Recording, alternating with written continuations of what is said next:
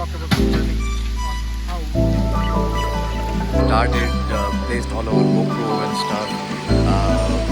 But as soon as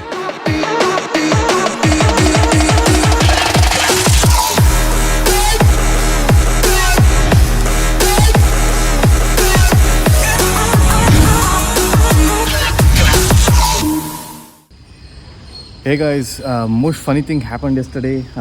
We went out to make some recording, me and my brother, and it started so badly. We placed all our GoPro and stuff, but as soon as it started raining. We all got drenched up, and I couldn't do any recording. So here I am.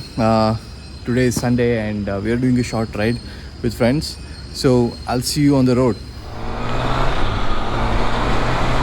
Alright, so yesterday's plan failed, so we are doing this in a normal blog style video. So the bikes I test ridden so far was KTM 250, 390 Adventure, Himalayan, the Scram 411, SD Scrambler, and Adventure. So this is something that I have already posted, and there are 5 episodes in this series. Next bike yaudu, but what you haven't seen is I also test rode some of the big bikes like Versus 650,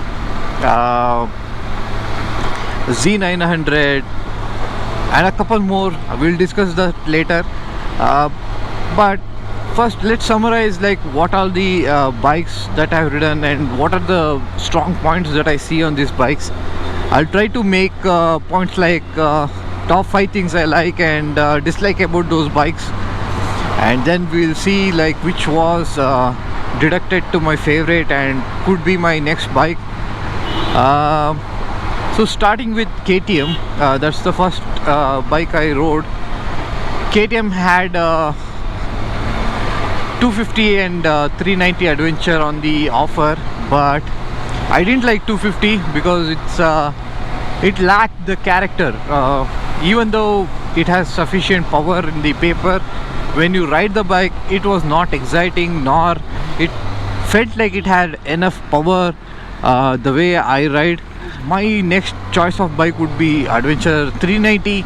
Now if I have to tell top 5 things or up to top 5 things which I like about the bike is the styling.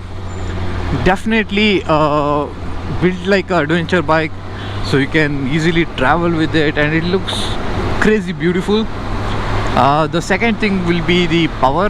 I mean, even though if it is a 390 or less than 400cc engine, it makes so much power. It's literally fun to ride that bike. And the third thing which I like is 390 has become like way more affordable.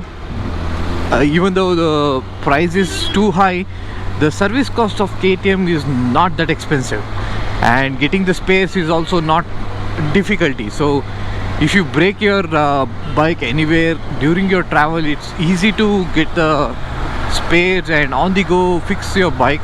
The fourth thing which I like about the bike is it has something to do with how the bike is set up, and it is also a good and a bad thing, but we'll cover that in the 5 things I dislike about the bike. The tire setup, it has bigger, chunkier tires. That means it's way more stable on the road. That means if you are traveling with a pillion and if you are doing a higher speed like 100 plus, you can still have a comfortable ride. So that's the plus point.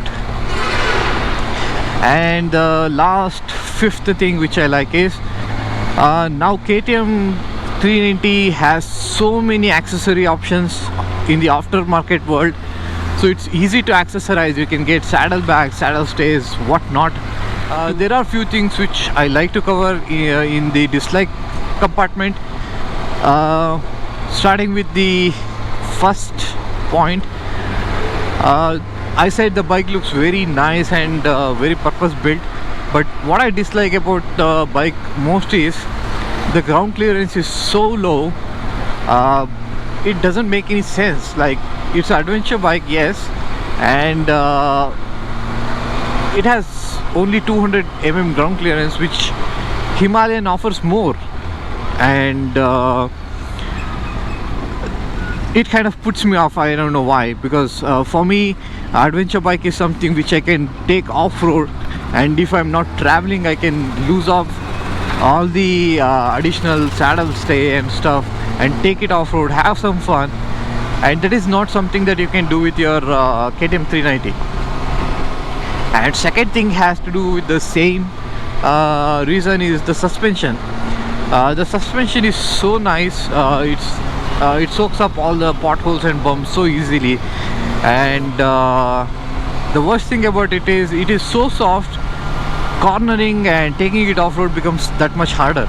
So since it has soft suspension, it bottoms out a lot, and it's not very fun to take in the gnarly trails where too much rocks and ruts are there in the trail or the off-road road that you're taking. So it's not a fun bike for doing a little serious off-roading, but soft off-road, yeah, it can go. And even though many people say like there's no spoke wheel and stuff on the 390, I disagree. It's a good bike, because even though if it does not have that, you can take off-road quite easily, because the wheels on that bike is pretty strong. And the fourth thing I dislike about KTM is the bike is nicely priced, which I said earlier, but still it feels like expensive, because if you compare the other competitive bikes, it would be Maximum, SD Scrambler and Himalayan, and both these bikes are way lot cheaper and has its own perks. And KTM, I don't know why they thought they should price it so high. Probably it has to do with the technology they're giving up, and that's a bad thing here as well, because if you are very novice rider and do not have much of your garage skills, then if anything goes wrong on the bike in the middle of nowhere, then you're stuck, because everything about the bike is electronic. There's no hardware or easy things that you can repair and ride. So that's the fourth dislike point for me. And the last is not exactly a big deal breaker, but it is also something that I feel like KTM should have offered in India. Now KTM bikes are manufactured in India and exported everywhere else in the continent and out of continent, but they don't have any of the KTM accessories, like their own crash guard or the sump guard, the underbelly sump guard. They don't have their rally seats, and they don't even give you the adjustable suspensions. How stupid is that? Their suspension is so bad for off-roading. At least they could have given the adjustable suspension like everybody else, so people could tune it to their liking and ride it. If you're spending 4.5 lakhs on a bike, why not give something which makes more sense to everybody? I don't know where they are trying to cut their cost, but it's not something like you're importing your bike from outside like other brands like Triumph, Kawasaki, where they get their bikes by CKD and they have to offer at a cheaper price, so they try to cost cut on few of the hardwares, right? So that's stupid. So that's the overall summary on the KTM 390 Adventure. Alright, the next bike I rode was SD, and believe me, I completely fell in love with the Scrambler. If I had to pick a bike, it would definitely be a Scrambler. I did like the Adventure also from SD, but more to that later. So I'll just tell why I like Scrambler so much. One is its vintage look. It looks so beautiful, and it has few things that can be customized to make it look like super crazy. And second thing would be definitely how the engine performed. I mean, it's not the top end power like KTM gives. The power figures, I'll put it on the screen because I don't remember it, and the power is so good. It's not like something that feels like it's very low.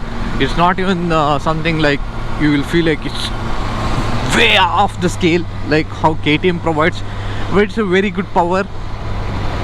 And with that power, the tuning is the main aspect here.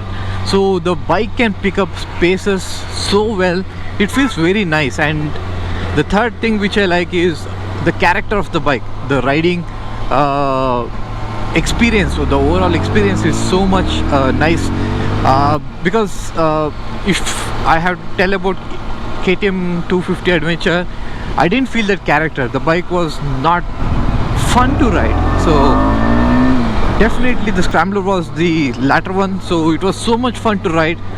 The fun aspect is definitely there. And the fourth thing which I like is the bike comes with spoke wheels. For all off-roaders who want to take their bike and bash it off, it gives that. So that's one which I like. And the fifth point would be definitely has to do with the suspension. That suspension is so hard tuned, it literally cries off-road. That means that bike you can take off-road, jump off, do some gnarly stuff, because that suspension is so hard.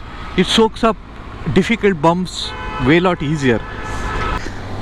So those are the 5 things which I liked about the Scrambler. Now let's see if I can pick up 5 dislikes.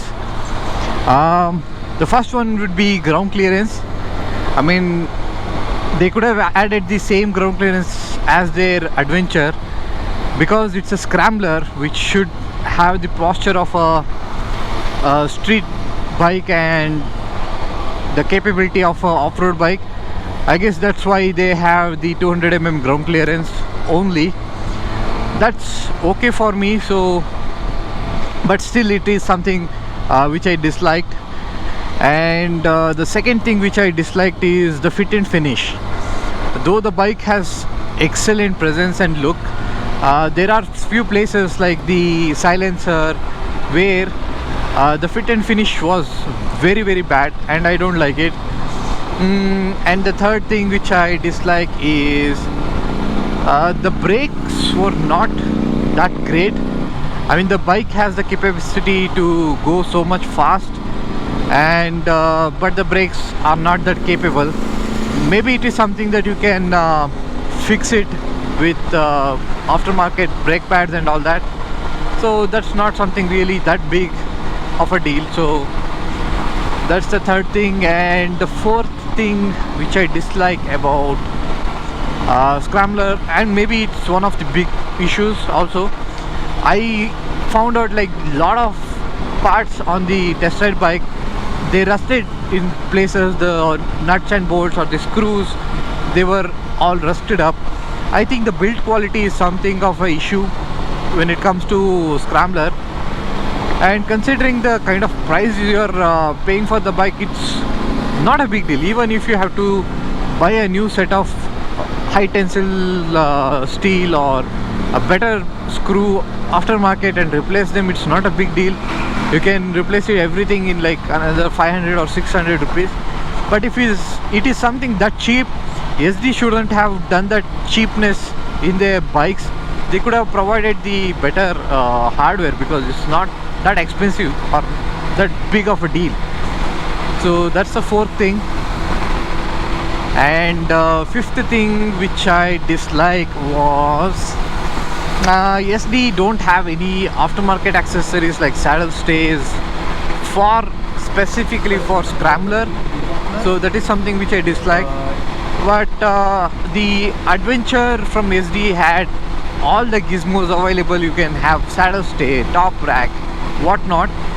And the most beautiful thing about SD bikes were they have blacked out most of their components, so the bike looks so much nice in person, and that's a plus thing for SD.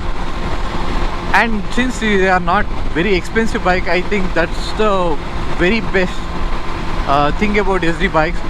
They have bigger sixth gear, and you can do 100 plus and cruising that speed quite easily.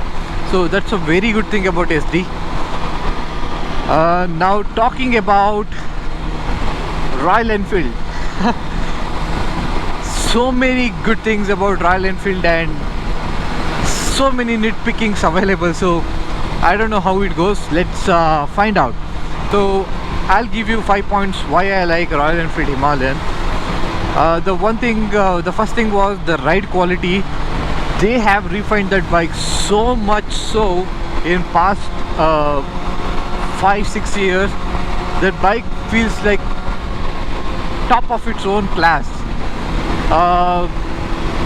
That's the first thing. And second thing is the looks. And for an adventure bike, it has the best presence and look. It has that tough man look. So definitely the bike which I would go for if I have to go for adventure bike. And the third thing which I like is you can get all sort of accessories. I mean, there's no limitation to the kind of accessory you can get for Himalayan. So that's the third thing. And the fourth thing is the ownership expenses. I guess it is one of the most affordable and easily manageable bike in the market. And since it does not have any complicated parts, it's easily the most easily maintainable. Like even if you break anything on the bike, you can easily get it repaired anywhere, like from small garage to big showroom. You take it anywhere, you can get the repair done. So I think that's the fifth point why I like that Himalayan so much. And same goes for Scram also. It's basic machine, but I didn't like the riding experience on this Scram, so I would definitely say Himalayan is the bike to go if you are going for Royal Enfield. And if you are somebody who likes Scram or that setup, I think Interceptor or Continental GT bike is way to go, because that can give you the kind of power which KTM offers. So now coming back to which bike would be my favorite. Now KTM is something like a power star. So like Puneet Rajkumar, my favorite actor in Kannada industry. So it's so much powerful, so much fun. Though it has its own shortcoming, it doesn't matter. So you're a fan of that bike. Now when you talk about SD Scrambler, I think it is the most affordable and fun to take off-road bike. So definitely something that I would prefer. The only elephant in the room is it's quite heavy. Though the claimed weight by the SD is 180 kilos and odd, it's not with full tank fuel and road weight, so not exactly the full weight that you get. Once you ride the bike, you will understand like it is as heavy as the Himalayan. So that's the elephant in the room. And Himalayan is like very inexpensive bike which you can take off-road. It will be so much more fun compared to the Scrambler or the SD Adventure when you take it off-road, because the bike has plenty of torque, and that's a plus point for the Royal Enfield. Actually, it's not the power. Even though it has a bigger engine, it does not make more power than the SD bikes. But the plus point is not that. The plus point is it makes so much torque, it can pull your bike like a tractor. And that's exactly why I dislike Royal Enfield Himalayan, because it has plenty of power, it has so much torque, but it does not have the sixth gear. So cruising in the highway and doing a long travel, that feels like a odd thing, because you cannot cover too much miles on the road, because the cruising speed is roughly at 100. You can't go beyond that. It doesn't feel good when you go faster than that. Now these are all the bikes, and if I have to tell you which bike I would definitely buy, Oh, yoy. And if I have to tell you like which bike I would prefer to buy, is definitely a scrambler. So meanwhile I also test rode a couple of bike, like I said in the beginning. So I test rode Versus 650. I liked the bike, I loved the bike. The bike was not priced well. The seller was not the owner of the bike, so he kind of did not meet the negotiate the price, so I did not take that bike. I saw a couple of Z900 2019 model. I loved the bike. I definitely would have bought the bike, but I went out of town for a week and could not talk to the owners, and the bike got sold out like a hot potato. Yeah, so I missed that bike as well. And I test rode, what else, CF Moto. Yeah, so the CF Moto bike is almost like a Versus, but it felt more flat. I mean, there is not much power. It's so linear, so much more linear than the Versus. It kind of felt like I missed something on the bike, or something was definitely missing in the bike, and maybe that's what I disliked about the bike. And I also test rode, which one? Yeah, I saw the Ninja 1000, the 2019 model, not the SX. The bike was definitely in a very good state, but somehow the owner felt like not to sell the bike, and so I waited another week to see if any other bikes come up, and mostly which the bikes was available were one of the Z900, the black one. I did not like the bike, how it was maintained. I mean, bike was okay, but it was missing on the stock exhaust, and finally, yeah, drum roll please. So I think I will go for Scrambler. I mean, Scrambler has always been my dream bike, so that would definitely be my next bike. Yeah, there's the twist. I'm not talking about SD Scrambler. So let's check out the Scrambler which I'm buying. In 3, 2, 1, go.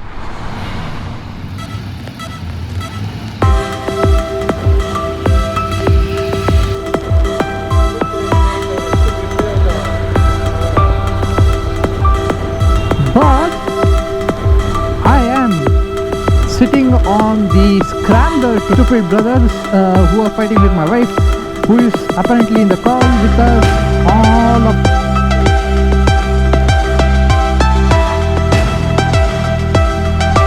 alright, if you like this video, do hit that like button, and don't forget to subscribe, and don't forget to check the other videos that I have.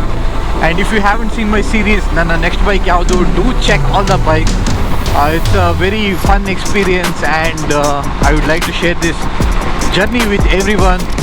Share this with your friends, share with your family. I'll see you soon. Ciao.